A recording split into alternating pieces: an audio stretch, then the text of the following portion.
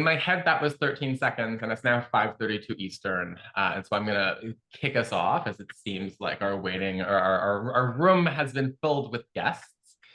So hello, everybody. Welcome, and thank you for taking the time out of what I know are busy schedules, especially on the unofficial Monday after a long weekend. And thank you for joining us for this conversation. My name is Fae Johnstone. I use she and they pronouns, and I'm joining from unceded, unsurrendered Algonquin, Anishinaabe territory, formerly known as Ottawa.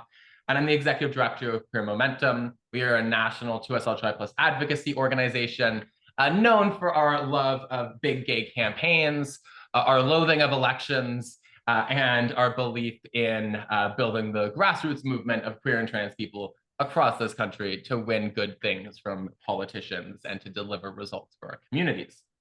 I'm going to turn it over in a couple seconds to my lovely guests today, but just in terms of some quick context setting and housekeeping, this session is being recorded, so if your bestie couldn't make it, there will be a link sent out and it will be posted somewhere following the session, and we invite folks to pass that along.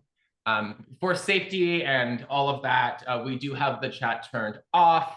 As you may have known and seen during the last few years, there's sometimes a risk of folks showing up and saying mean things, and we like to minimize that risk as best we can.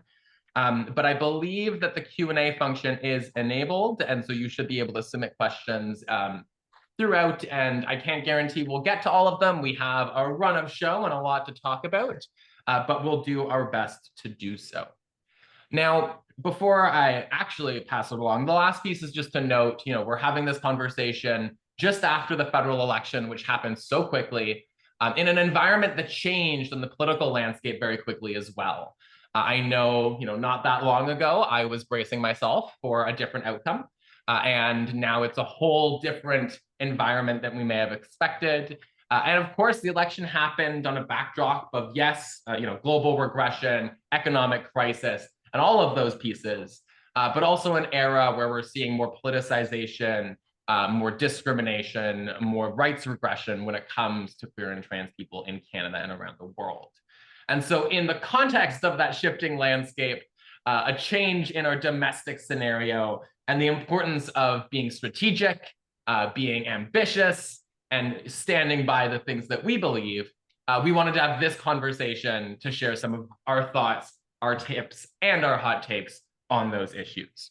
And so with that, maybe I'll invite Emmett Mark with Dignity Network Canada to introduce himself. Oh, hi, everyone. Thanks so much, Faye, and thank you so much to Society for Queer Momentum for convening us in this space for this, I think, very critical and important topic. As Faye mentioned, my name is Emmett, he, him pronouns. I'm calling in today from Ottawa. I work as Policy and Advocacy Officer at Dignity Network Canada. Prior to entering the international cooperation and advocacy space, I worked on Parliament Hill for a few years for a variety of legislators, and certainly have been really pleased to be able to bring some of that background and bring some of those hard skills into, I think, a space which has been underserviced and underutilizing some of those really hard government relations and public affairs ideas. And I think maybe before I pass it on next, I'll explain. So Dignity Network Canada, we're a coalition of about 60-something civil society organizations and NGOs that are really trying to get the Canadian government to do more on global LGBTIQ issues. So we have membership ranging from international cooperation groups to local queer advocacy groups to refugee and resettlement groups. Really a fantastic subset of Canadian civil society and fantastic folks to work with all around. Oh yeah, thank you so much, Emmett. Emma, I'll pass it over to you. Hi, everyone. First, I apologize for if there's any noise coming from it. I live next to a busy street off-ramp of the 401 in Toronto, so rush hour can be a little aggressive noise-wise. My name is Emma Wakelin. I'm a principal strategist with Aurora Global Strategies. I'm also a trans and queer activist. I have worked for the past 25 years in partisan politics, but also in government. I worked at Queen's Park for about 18 years as in various leadership roles in various MPP and ministers' offices. I've also just recently ran my 28th campaign federally. And every single white silver hair is from a campaign, and now my head is completely white. But as Faye just said, there was a different outcome than we had expected 2 months ago, and I'm really excited to talk about the sort of the opportunities that we have there. And just one thing I'll note, I have the blur function on, and it's messing with how my hair looks. This is not how it looks. So anyway, I'll pass that on to Faye now. Zoom is not always our friend, but she does indeed try. And yeah, so I think, what we're looking for today is just to chat through some of those big issues. We're going to start with a bit of a look back on the federal election and like the context that it happened in. Then we're going to shift to talking a bit about the new government and how this government might be different from, the now 10 years that we had under the leadership of Prime Minister Trudeau. And we'll get into some of those influencing strategies and opportunities. And then, of course, because it's not a civil society webinar, if there aren't some opportunities to do good things after, we'll speak a little bit about what we're up to as organizations, some of the other pieces of work that we're seeing in civil society, and opportunities to lend your voice and tap in to all of that. And so maybe, to start with that first bucket, we just survived a federal election. I know all of us were very busy in that period. But what would you say, what are some lessons that we can learn from both, I guess, the decisions that Canadians ultimately made, but also the environment and the changing environment that election took place in? I didn't identify who to start with, but maybe Emma, I'll put you on the spot to begin here. Oh, you are muted, sorry. Sure, thanks, Faye. I think the biggest thing lesson that we can take away is just how quickly things can change. Even as of January in mid-February, we thought the Conservatives are going to win a majority government. And for the past 2 years, we thought at some times that, especially in December, we thought it was going to be a massive majority of about 220 seats, and that the Liberal Party could be completely erased from electoral politics in Canada. And that now we have almost a Liberal majority government. I think they're 2 seats short. So I think the lesson that we need to learn there is that things can happen very quickly. And, I think one of the reasons that Poilievre lost, I think there's a variety of reasons, but I think the biggest thing is that he was unable to shift his messaging. He fought a 2025 election using 2024 issues, and he lost because of it. So I would say for queer activists and for allies, we have to be nimble and we have to be adaptive and know where the winds of public opinion are, because we really survive or don't because of the winds of public opinion. Poilievre could have very easily have won this election if Donald Trump hadn't done his usual Trumpy stuff, and we would have a lot of very hurt people right now. So I think there's a lesson there, and some opportunities for us to learn how to be nimble and how to build coalitions. I love it. I think that's a lot. We often, I think, have a playbook that we inherited that is, not one that any of us control, but that is played out across the country. And part of it to me is how do we be more nimble, more responsive? Because the tides changed, winds blow in new directions, and what worked, as I often say, what worked in 2015 does not work in 2025. It's a new era. Social media broke our brains, and we have to adapt to this environment. Emmett, do you have thoughts on this? No, absolutely, I agree. And maybe to build off of what Emma was saying, both the Liberals and the Conservatives did phenomenally well in this election. If you look at the raw vote share, etc., I believe the Conservatives had, in theory, right, their best performance in raw vote share since Mulroney, and Carney had the best raw vote share for the Liberal Party since the first Trudeau, right? I think that I believe, right, Mark Carney essentially outperformed the last 3 elections that the Liberal Party participated in, right, by a decent margin. It's I think, and this is perhaps maybe the start of some of the trends that we'll be seeing play out in the coming elections, right? And this can be something that we'll probably be getting into later, and we'll be certainly forming public opinion in the way that we do our advocacy and government relations. For instance, I'm actually quite eagerly waiting some of the poll-by-poll breakdown results in some of these key marginal constituencies. we know it's kind of a gut feeling for us that younger Canadians or Canadians who are more working class or Canadians who are we're not traditionally conservative voters, we're going towards the conservatives, whereas we're in a scenario where older, whiter voters who are very high propensity, very engaged historically in the political system tended to go for the liberals. That's something that we've seen time and time again. And I wonder if this is an ongoing trend that we might be seeing, not just in this past election, but in future elections, and the way that will be really forming the way that we frame our issues in the sector. So as a gal who like often lives more in the like public like arena than in the GR space and in the campaigns, like political campaign space, I think that is one of the like evolutions is thinking about, you know, what are an individual MPs, what did their ridings look like? How did demographics or votes shift? And what opportunities can we take from that?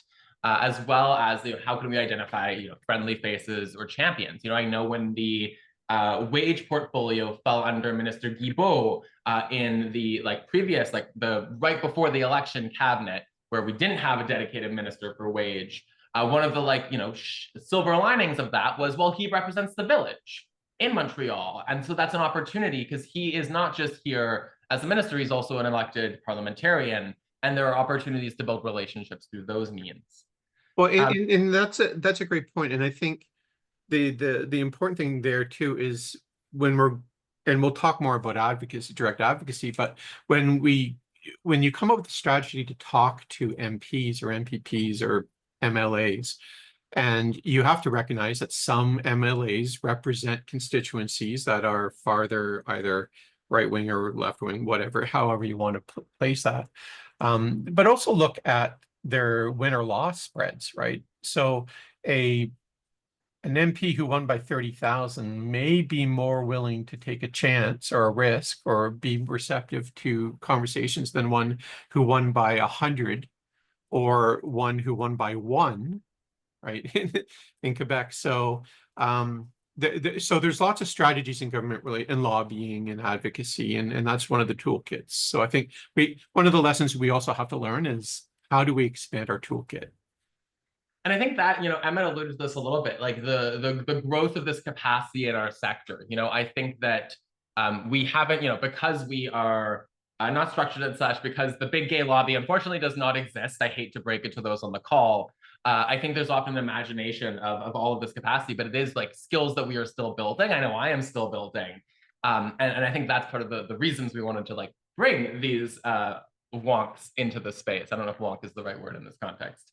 But I think, you know, we've talked a little bit about, and I know, Emma, we chatted before about the context of like an economic crisis of what's going on south of the border and how that's like radically changing the landscape. You know, it influenced, was probably the decisive influencer in terms of the outcome. And we saw that as the, you know, tariff 51st state rhetoric took hold. And so I wonder in that, you know, the new prime minister definitely has a different energy than Prime Minister Trudeau did. And, you know, I have my read on that, which is like he's the guy who wants to get things done. And without shading Mr. Trudeau, I think Trudeau often was like big symbolic gestures, followed with some good stuff. But I'm curious, maybe this time I'll start with Emmett, curious around, you know, what do we know about this prime minister on queer and trans issues, to what extent you might be familiar? And how do you think he's going to be different as a PM when it comes to like to social issues and these issues compared to Prime Minister Trudeau? Yeah, well, I think the best way that I've been kind of framing this transition from Prime Minister Trudeau to Prime Minister Carney is that we're not really doing a full reset. We're not starting from zero. It's really more so a redirection, maybe a slight pause. Largely, we can assume, right, that many of the same people who have been in government and Liberal Party circles the last decade, although their roles and specific portfolios are going to change, will largely still be there in some capacity or still have that foot in government if we've seen key political staffers or allies move into other sectors. I think what you mentioned kind of about almost kind of a rhetorical change, I think that's something that's pretty apparent. But as somebody that is engaging in a lot of sort of advocacy that's trying to get work done, at the end of the day, I really don't care how performative certain statements or actions are. I really just want to see the work get done. I really want to see the policies that we're advocating for implemented. And I'd really just like to see that all those great commitments that were made in the most recent Liberal Party of Canada platform on LGBTIQ issues really implemented for us in the sector here. And I think that's like the nice opportunity, right? In the spirit that this is a continuation, we did see some significant commitments in the Liberal platform on issues that matter to queer and trans people. And I think that will, from the civil society and advocacy angle, to us, it is then like, how do we work with the government to move those forward? How do we ensure that they're accountable to those commitments? And then what wiggle room is there for other issues that might not have been captured, but that do indeed matter to us and our communities? And so I think that is a very different landscape than what I was anticipating, which was 4 years of trying to make sure we didn't have a government, that we didn't have politicians who were rolling us backwards, right? Like we're able to hold our ground, so to speak, now, and hopefully push for more. But that hopefully doesn't mean we're on the defense. And there would have been opportunities, of course, under any government, because there's always inroads to build. But I think, again, like thinking about our role and how we can push for that progress in those files based off of their commitments. Emma, what are your thoughts on this? Yeah, it's funny. A lot of folks have asked me, is Mark Carney a conservative, or is he more conservative than Justin Trudeau? And I'm like, yes, he is, except not ideology. He's conservative in terms of I don't think he's the type of person who will promise things without being able to deliver. And that's a big distinction. At the end of the day, Emmett's right. The folks around him, the advisors mostly, the caucus and the cabinet are liberals, and they're the same liberals that were there 2 months ago, for the most part. There's some changes, but they are center left liberals, right? And Carney ideologically, I believe, is center small L liberal. Now, I think where the change for us is that gone are the days that a lot of announcements are made where, we're going to give this group $10 million to do this bunch of advocacy, or we're going to spend $2 billion on a national strategy on whatever. Right now, the country is in deep economic trouble. Actually, the entire world is. Trump has thrown a wrench into the global economy, and we don't know what the outcome is going to be. So right now, the prime minister is laser focused on keeping the country from falling apart. And to be fair to him, and I know a lot of us are bristling at that, and there's relief that Poilievre didn't win, and now we want to continue marching forward. But at the end of the day, the Canadian public gave him a very strong mandate to save the economy, and all else is secondary. Now, but I think there is an opportunity there, because the anti-woke kind of crusade that the Conservatives are on over the last 2 years, the door has been completely slammed on them on that. Because, and again, I talked about how they lost this election because they had kept on to that messaging and didn't pivot into the economy. And it's important that we're not the story right now. And I don't think we want to be the story right now. I think as we should take this opportunity, because we have a calm in the middle of the storm. We're in the eye of a storm. Let's build coalitions. Let's gather our strength. Let's be a friend to the new government, and show them that we want to work with them. And if we get told no on Project X or Project A, let's not take that as a sign that now we are mortal enemies with the Carney government. Let's take a deep breath and take this as a very needed respite. And I love that. And I have, of course, a few of my own thoughts on this. And one of them is, I was chatting with a Hill Times reporter earlier, and one of the pieces was, do you think not having a Minister of Disability and a Minister of Inclusion is a cue of a deprioritization of social issues? And part of my message was, well, there is an economic upheaval like nobody's business. And second, those roles matter, and we need to support them, because we know that, like we with the Minister of Women and Gender Equality, we know it's important to have those seats and those dedicated positions. But it's also important to let them show where they're going to put, if they're going to put their money and political will where their mouth is.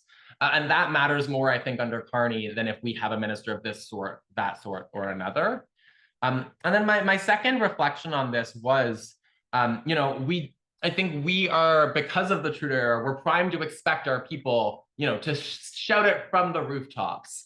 And I actually enjoyed during the election watching how Carney responded. There were a couple times where there were questions from far-right influencer pseudo-journalists. And he was calm and competent in his response, where he spoke to fundamental beliefs like freedom, like the charter. And I think that's a bit of the energy that we'll see. I think it will make it tricky because there will be instances where we have an ambitious gay agenda and we want to see movement. And we also know that some of those announcements in this era, they give hope and they're impactful. But I think it's just about adapting and making sure that we understand context. When we look at what's happening south of the border, there's a big push to make sure that we're carving out a component of the Safe Third Country Agreement for trans and gender diverse refugees.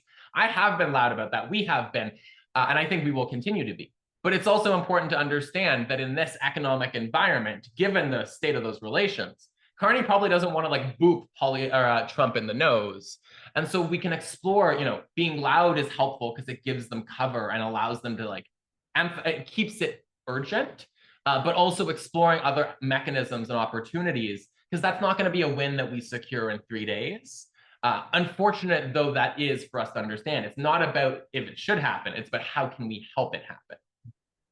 And find, you're right, and find alternatives, right? So will the Canadian government list or delist the United States as a safe third party? Not when they're about to renegotiate the free trade agreement. I'm sorry, but it's not going to happen. They are not going to risk the entire Canadian economy on people that are not Canadians right now. I mean, that's terrible to hear, but that's just the reality. So, but is there opportunities there but we can get support where we can have private or third party nonprofits bring in folks temporarily? Maybe. I mean, we need to be creative on how we do that. So how do we bring people here, even if temporarily, until we can give a bop on the nose to Trump, or when Trump,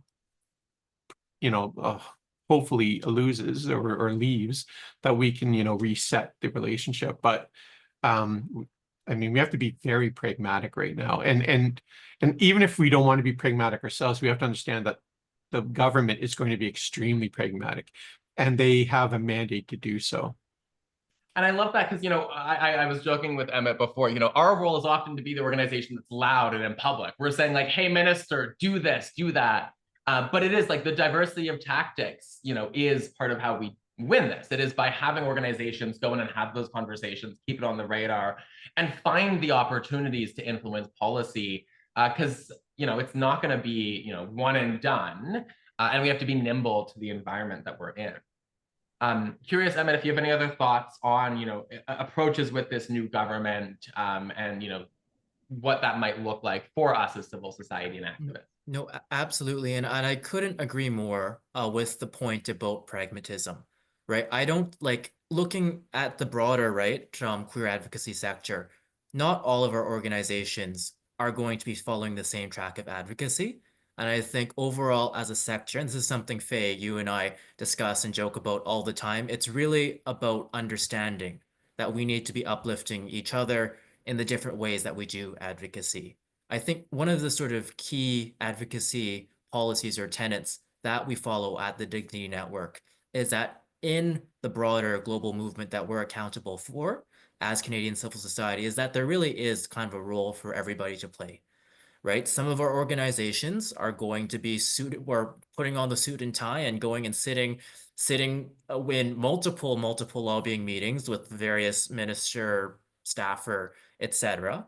And some of us are going to be running around in the streets, some organizing protests, some calling out people publicly, and that's fine. It's just really us needing to have that understanding that inherently as a social movement, there are going to be such a range of advocacy priorities and advocacy approaches that we can't, as a sector, especially in this time, be affording to waste energy in putting each other down. And I think that's like part of the evolution. I often joke that like, community is always going to disagree with itself, and it will. But it is like, how do we, share information, build trust, collaborate, and understand the strategy of others? Like my org, again, we love being a bit more fiery and feisty, but we also do that because it opens opportunities for others to go in and build those relationships and to, advance a different strategy. And both of those are needed to win, to gain the progress that we're looking for. And I think an awareness of that is foundational to, especially in this environment where we are risking less attention being given to social issues, where the narrative has largely been taken away from us in bad faith by other folks. But that does matter. That how we approach this and being strategic is, I think, pivotal for success. Now, shifting away from the like, oh God, there's a new PM. And more into opportunities and advocacy strategies. I think we've hinted at this a good bit already, but how else should we adapt our approach to ensure that we're making further progress under a new government? And maybe recognizing it's the earliest days. Like, what are the most basic tips on getting a foot in the goddamn door of government or of parliament? Emma, maybe I can start with you this time. Yeah, I think, I mean, Emmett brought up a great point. I mean, there's going to be roles for traditional government relations work. There's going to be roles for traditional on the streets advocacy. I think really what I would say is that we have to, as a movement, get a little bit more coordinated or understand that there's multiple roles to play. But really, if a client came to me and asked, my firm that they had, they wanted to lobby the government, the first question would be is like, what is the outcome that you want? Right? Because you can have all the meetings you want with federal ministers or MPs or whoever. But if you don't have an ask and you don't have a coherent ask, it's all for naught, right? You're just wasting your time and money. So really, I think that what we have to do a lot of planning before we can start going into governments and asking for things. So do we want certain policy proposals? I saw, there's a question here about banning reparative therapies. Is that one thing we ask for? Is it asking for safe party issue? Like, we have to figure out what we want, right? And then we can map out how do we get there, because we can find some natural allies there, right? So really, when we talk about advocacy in the GR sense, we talk about identifying the issue that we have, mapping out, what is the where we are in the public opinion, who are our allies, who are our adversaries. Then we do our planning, and then we can finally do our outreach, and then then we view our results coming out of that. But really, we have to do a significant amount of planning. And I think that, like, I love the we can't just go in with any and every ask, being intentional on what is the ask and what do we actually want, so that we're going in with an idea of the outcome we're working toward. Emmett, do you have thoughts on this? Yeah, absolutely. I'd also really add that it's important to really try to map out some of the key folks, the key contacts that you're wanting to be doing this advocacy with, right? I mean, I can jokingly say that a lot of the political networks and political offices are essentially run on office twinks, right? That are going to be receptive. I'm clipping that segment. I'm just saying. Right. We can say that, right? There are a lot of queer political staffers, right, that are in all of the parties, right, all of the major parties, right, that are represented in Parliament, and oftentimes in some of the places that you might not expect. That's one element. Secondly, in the bureaucracy and in the diplomatic corps, especially if folks are doing international advocacy work in those spaces, those folks have stayed the same, right? With this sort of redirection under Prime Minister Carney, we're going to see, I think, a more than slightly substantial shakeup, perhaps, in the ministerial staff and the parliamentary staff and who's in caucus who's going to be in the prime minister's ear, but ultimately the relationships that our organizations have been building, both at Wage, Health Canada, Global Affairs, IRCC, like the range of folks that are running the government, those have largely stayed the same. And certainly given that we're going from a Trudeau Liberal government to a Carney Liberal government, largely my understanding is that the directives and the policies pursued by this government will be staying the same. So we don't have to really start from scratch, or we don't have to really start from zero there. The only other real thing I would perhaps add to this is to be, I think, perhaps maybe a little bit more proactive in the way that we approach, right, some of our sort of maybe more formal, or when we're trying to influence decision makers, right? And this doesn't apply to all organizations, but there really is kind of in this sort of Ottawa bubble that Faye and I are in right now. There is kind of a sort of culture that's difficult to describe or put into words unless you're physically in it, right? Like I know, Faye, you and I were earlier at, I think it was maybe a week and a half ago, at the European Union reception, right? And it wasn't really because we necessarily were trying to do direct advocacy with the European Union, though of course we'd love to do advocacy with the European Union. It's really more so about who's physically in those spaces, who do we need to have a conversation to, who do we need to keep our Rolodex updated for,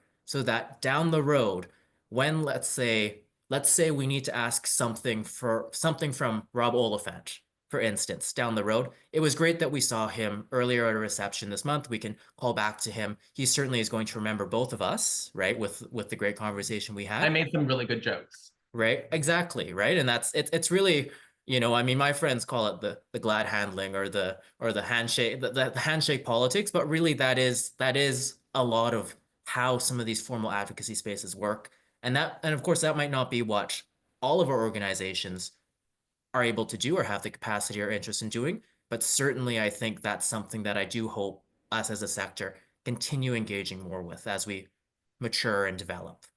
It's And I funny. think I ran Rob's campaign in 2021.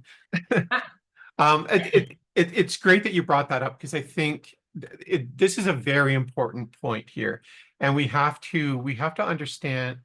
We try to put this into what makes sense. Let us stop attacking each other for playing the game, right? So I did an event just before the pandemic, like literally like 2 months before the pandemic. I was at Queen's Park, and I was at a reception in the LG suite. Everyone was there, and I ended up having a conversation for 20 minutes with Doug Ford, and the premier, and I had a picture taken, and I put that on social media. I was attacked mercilessly. I can't speak. I was attacked a lot, guys, from progressive friends saying, "What the hell are you doing taking a photo with Doug Ford?" I'm like, I had a 20-minute conversation with the Premier of Ontario, where he had a conversation with a trans woman who wasn't yelling in his ear, we had a human conversation. And I can tell you that had had the opportunity for having a greater impact than shouting outside of Queen's Park with a placard for 2 hours, right? So when we're doing these relationship buildings, we're going to have to necessarily do more than just talk to Liberal MPs. It's great to talk to Rob Oliphant. He's a great guy. But we also have to talk to some Conservatives, because at the end of the day, there's only been 170 seats. It's a minority government still, right? So we're going to have to talk to Bloc. We're going to have to talk to Conservatives.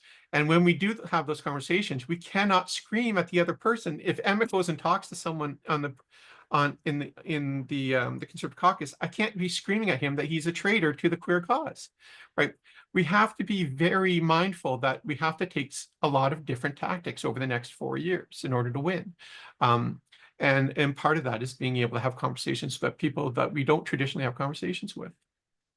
I love it. And I have a few, like, I think, as somebody, I often joke that I am like as worried about having my own, like as a public facing trans, of having my own folks come for me as I am about like the neo-Nazis who really hate me. And I say that like tongue in cheek, because the neo-Nazis are indeed much scarier. But just that ability for us to understand that, like, we are playing a role, and that role is not always fun for the organizations or the individuals, but it is part of how we, safeguard our rights and hopefully make it so that advancing equality, freedom, and human rights for queer and trans people is the nonpartisan consensus, and that we have to build those relationships. I think we sometimes pivot, and I know I have seen this done, and I've sometimes done it myself, into an oversimplified narrative, right? Like most MPs are elected because they are trying to do their best, they believe in their values, and they want to support their country. And I might existentially disagree with them on many an issue. But I also understand that first, we're in a weird moment, when the title shifts happen and there's a guy who's trying to be prime minister. It is like, get on board the Polyev train and ride it to that, to that cabinet office or minister's office. And so in that environment, it's going to be a different conversation than if we had, a liberal, or if there was a different space happening. And I think that gets to a bit of the, one of the notes that I wanted to make sure to share was just thinking about the narrative and what story we're telling. I think that our opposition, and not conservatives in this context, but like the anti-gay lobby, has done a really good job planting seeds that have borne fruit into a really poisonous narrative about queer and trans people. They've set up false choices. You have to choose, between supporting parents or supporting trans rights. And often we've fallen for those traps and contributed to a narrative where it's not true, it's never been true, and it's not reflective of the movement that I grew up in, know, and love. But where they think that we're going to yell at you, that we're going to shut down dialogue, that we, are going to call everybody a bigot. And that's not the movement that I know. But we have to keep in mind the narrative that our opposition have put out, and we need to actually defang it. We need to, make their tactic ineffective. And that means a narrative that works. When this all began in the anti-trans, policies provincially, one of my biggest things was like, throw some angry dads on TV who are going to say, don't mess with my kid. And that's a narrative that wins. Expose the false choice that they're trying to make us, to trying to push on families. We don't have to choose between, parents' rights or the freedom of trans kids. We can choose happy homes and healthy families. And that's a better choice. And so that narrative matters. And while I want to be the most, fun, feisty, radical version of myself, I am also a gal who will go to that soiree with Emmett and shake hands with folks who probably haven't talked to somebody like me, may have heard some bad things about me in particular, and don't know how to handle that conversation. And so, you don't need to be in Ottawa to do that. That's maybe my last note on this piece. You don't need to be located in the nation's capital to do it. If you are, in a provincial context, go visit your provincial capital and hang out at some soiree there. If you are broke and can't afford that gas, email your MP and show up at his barbecue. It doesn't matter what party he's a part of, building that relationship, you can familiarize him with, or them or her, there's no they, them MPs. You can familiarize yourself with that individual, with their staff members. You can make them aware of you as a constituent, and you can echo the key messages that you're learning on this call and the key messages emerging from Canada's civil society organizations. Because we can yell into the Ottawa ecosystem as much as we want, but a letter from you as a constituent to your MP, he will actually read that. He's not going to yell, he's going to mute my Twitter tag. And that's okay. Your voice is actually more powerful in that context than mine would be. Now, I want us to shift maybe just into, we've touched on, influencing the new government. We've touched on, building relationships with MPs, literally just email them and bother them and show up at their things. And if you live in the bubble, become friends with them. They're also human beings, like the MPs and the staff members can be your friends. And that's a relationship you want to value. I want to shift gears now just to give maybe Emmett a chance to speak to some of what Dignity Network is up to. I'll do a bit of what we're up to next. And then from there, we'll open the floor to questions. And so if you have a question, now is your chance to get it into that Q&A function so that we can talk about the thing that matters to you. Emmett, do you want to plug all of DNC's brilliant, big, gay international plans? Absolutely. And, and certainly what I'm saying isn't reflective of what the sector is doing at large. It's just kind of like our little corner of what we do in this queer advocacy sector. We're just so pleased that we have the resources and the capacity to engage in this work and really kind of foster those relationships across all the parties or diplomatic corps, just re-strengthen the relationships we've had existing in the bureaucracy. Certainly with the new cabinet and kind of having that certainty in Parliament for the next few years means that we have been able to start some of the conversations that will be reflective of our work as an organization and certainly impacting the work that I'll be doing in the coming months and years in fostering some of those and in fostering, I think, some of the existing work that was done under the previous ministers and the previous government. We're pleased with Minister Anita Anand coming in at Foreign Affairs. She's certainly been somebody that's been kind of a strong performing minister in the portfolios that she's been given in the past, and we look forward to figuring out kind of who on her staff we need to continue having conversations with, inviting her to part of our public engagement events and strategies. More broadly, something that I'm really wanting to be more intentional about while the moment is still fresh is getting the word Dignity Network Canada in front of all 343 members of Parliament, whether or not they're returning MPs or they're newly elected. Certainly, you're not gonna receive if you don't ask, right? We're not going to expect to get 343 meetings, or we're not going to expect to have 343 parliamentary offices prioritizing international LGBT issues. But certainly, there are going to be people that have been elected or are re-elected that have an interest, and maybe they have a queer relative. Maybe they're interested in international affairs or human rights, but really don't know where to start, right? Or really they don't know who to contact yet in civil society.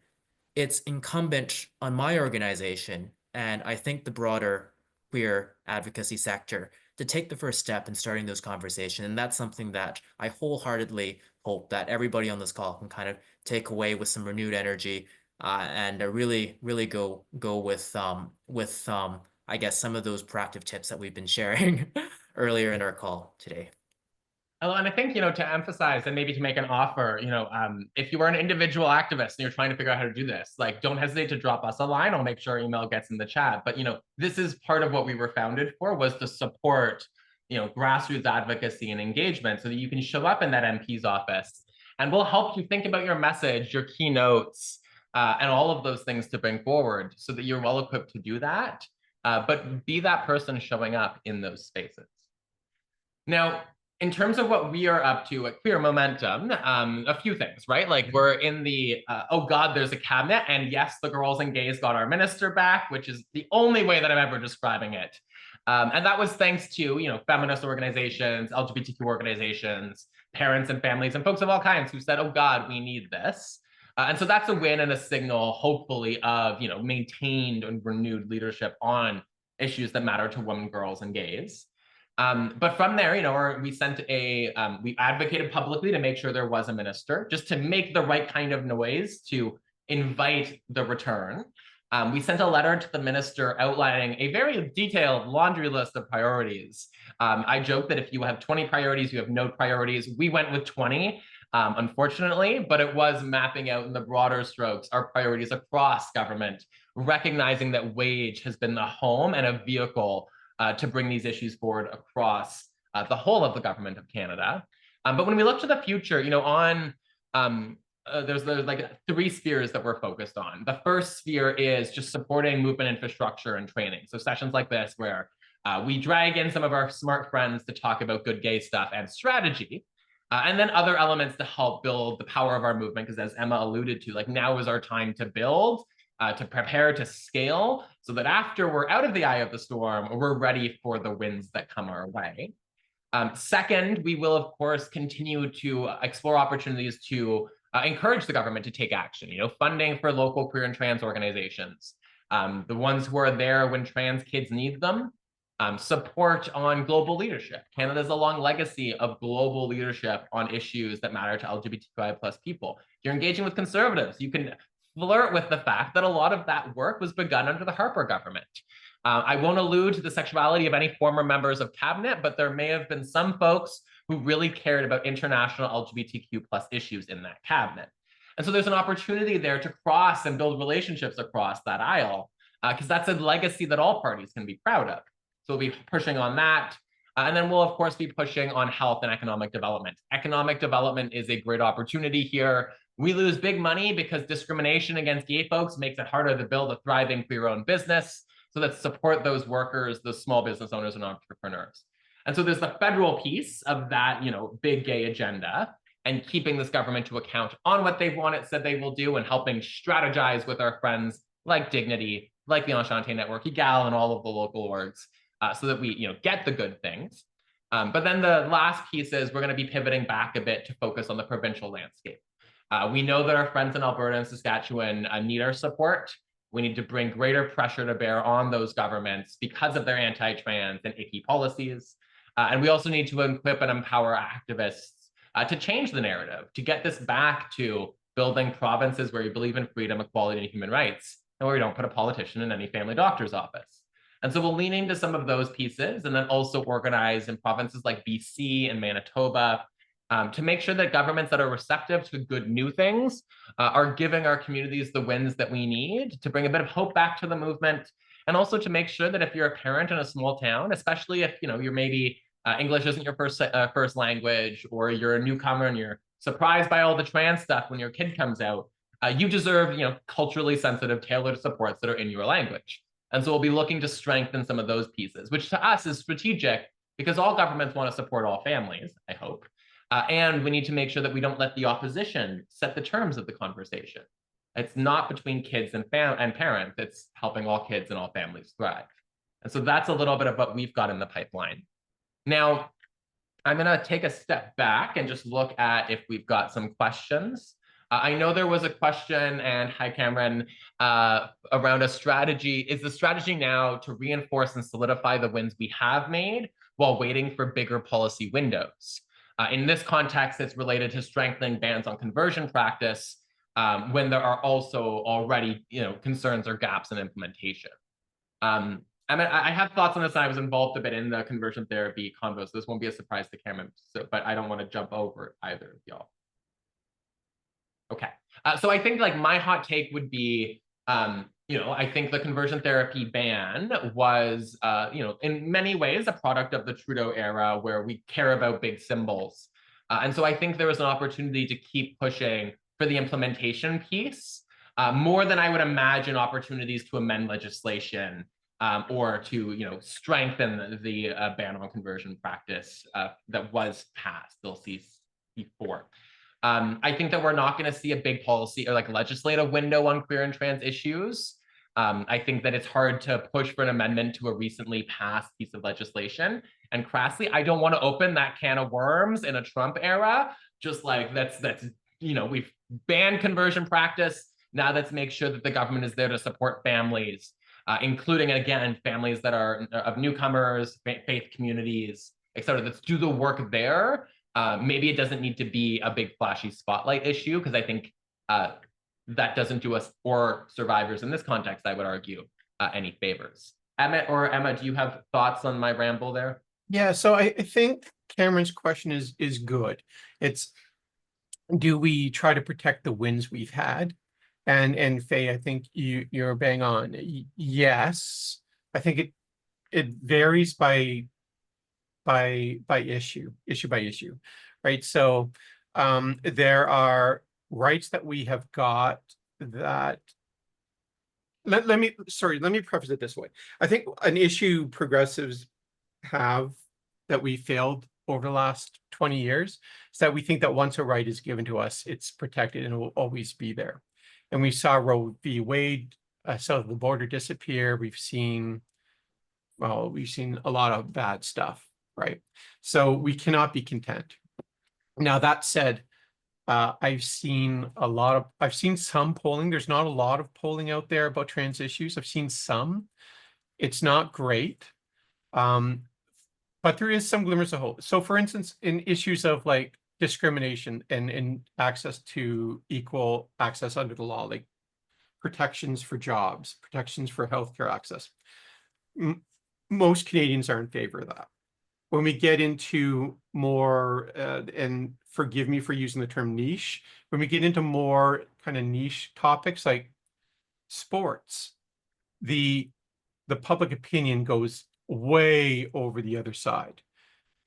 Now, the conservatives and the anti-woke, anti-DEI groups, they have lumped all issues into one, right? And that's their playbook, to try to undermine all trans rights by and we've often fallen into a trap, right? And Faye's talked about that earlier. So do we abandon the fight for equal access to sports? No, but I think we have to be very pragmatic in our approach. And the only way we can do that is to know where we stand. And to be able to know where we stand is to be able to, we need to do more polling. We need to professionalize our movement. And by that, I mean, do the sort of things that the other side does. Do you think that the other side doesn't do polling? I'm telling you they do, because they know exactly where to pick, right? Nick Kouvalis knows exactly which wedge issues to win an election and lose an election on. So we have to do the same. We have to mature our movement. And I think, I like to use the example of like, they're not going to send the same pamphlet to every riding during an election. They're going to geo-target if there are ridings that are maybe more socially conservative, that are easy to, in some contexts, maybe there's ridings that are easy to fearmonger with the like immigration and migrants, Ross thing. Like they are strategic and mature in how they do that, both on the like party side, but also on the movement side. And so we have to be, just as strategic. And I think sometimes when we say like professionalized, folks are like, oh my God, it's not about, it's not about like imagining that we all know what's best. It's about the strategy and the development of that political maturity. And it allows, everyone can still do their thing, but you'll often see momentum is coming out with a like, we're pushing a big public facing campaign with a particular and intentional message. And that's because we've tested to say a message of freedom, of autonomy for kids to be themselves, and provinces where we lift everybody up. Like that is stuff that has been tested, where we know it will move those that we are trying to reach, versus our instinctive messaging, which was built in Tumblr and Instagram's brainchild, that speaks to those who already think like us. One of our best successes, or mine as like a public speaker, has been, learning how to speak with workers, with fishermen, dock workers, like folks who don't, believe in social justice, but aren't, radical gender activists. And if we can engage those audiences, we win. We win when we bring the public on side with our issues, and we don't always have to let them choose what the issue is. Right now, they're making it about sports and prisons, and those are like important battles. But they're ones where we have a fundamental and deep disadvantage because prejudice is a hell of a drug, and it's easy to fearmonger around folks who are, 5'11", broad-shouldered, and deep-voiced. And so if we bring it back to inclusion, to fundamental freedoms, and to conversations that we have more opportunity in, we can actually sway the public, because they're not pushing the prison stuff because they actually care about prisons. They're pushing it because they know that they can push back on all of our stuff. Whereas if it's about kids and their families, oh, we can push back on their icky, and we can make it possible to win more and better for our communities. Yeah, and it's about mapping, right? So we have to know. I mean, there was a comment I saw here about, wealthy, powerful medical associations caring about restorative procedures, restorative. And yes, that's a very good point. Each issue is going to have a different set of actors. A lot of them are going to have the same, but some of them are going to be very distinct. So that's why we when I talk about professionalizing, we need to sit, like we need to know, like under trans sports, it's this group that's against us, or these groups that are against us. For conversion therapy, it's these groups that are against us. And how do we have strategies to combat that? And there's going to be different groups for each issue that we have that we care about in the broader movement. Emmett, do you have any thoughts? I know we're reaching time, so maybe I'll Yeah. go to both of you for closing comments, and then I'll do a bit of a thank you. But Emmett, the floor is yours. I'd really add that I think we have to recognize just how new and emergent the sort of queer advocacy or the queer civil society sector is. And because of the work that all of our organizations has been able to do. It's been bumpy, and yes, social movements are inherently have tension within them. I am optimistic that I am seeing the further professionalization of our organizations, the way the sector engages in this public affairs type work, right? I'm grateful to be able to do work on an issue and work in these formal spaces on things that I genuinely care about, and I think it's great. And I'd really love to see there be more opportunities kind of out there, especially for young professionals or people wanting to do kind of this good work that makes us sleep perfectly sound at night, right? Like, I mean, the skills that would make me a very strong energy industry lobbyist or a very strong retail industry lobbyist also make me a very strong LGBT international human rights lobbyist, right? And I think, and certainly I think there is a demand for this line of work. And as our organizations continue to develop the capacity and the professionalization, diversify our funding sources, actually form as actual organizations that are registered and have the ability to engage formally in these spaces, if that is what your organization is meant to do, I'm quite optimistic that that's the direction the sector is going to be going, and something that I think I would welcome should we be wanting to be pragmatic about enacting meaningful and lasting change in these policy spaces. Emma, the floor is yours. Yeah, I see glimmers of hope as well. And you're absolutely right, Emmett. I see that there seems to be a greater call for bridge building and you know, as I say, not the professionalizing might be the wrong term, but becoming more organized and more cohesive. But the other glimmers of hope I see are broader. You know, we've seen over the last month, Canada, Australia, Romania all say no to the rise of bigotry and right-wing forces. Is the world going to be a great place in a year? Maybe not, but I think it's not certainly going to be better than where I thought it was going 4 months ago, where I had no hope that the world was going to be a great place for a trans person or a queer person 4 months ago. So I think there's hope. There's hope in organizing, there's hope in resistance, and there's hope in activism. So together we can do this. I think my closing thoughts are like, I encourage folks to think of themselves as an organizer, not an activist. And like, you can do both. I do both. But when I go into a new conversation, I'm trying to win folks into my movement. And that means a very different approach than like, oh my God, my existential doom and gloom being aired for all to see. Both are good, and finding ways to care for yourself through both is also good. But I think just to Emmett's point, I've been in this sector now for 10 years, which is very scary when you're still in your 20s for a few more months. But I think I've seen our growth in strategy and capacity grow in relation to the crisis that we're in. And I think over the last 3 years, we've learned some really tough lessons and are still trying to get our feet back under us. But I'm seeing, tidal shifts to take back the narrative from the opposition. I know during the election, like a few of us who work in the national space on gay things were connecting and sharing and collaborating so that we could be more strategic and more united. And I'm seeing that evolution across the sector.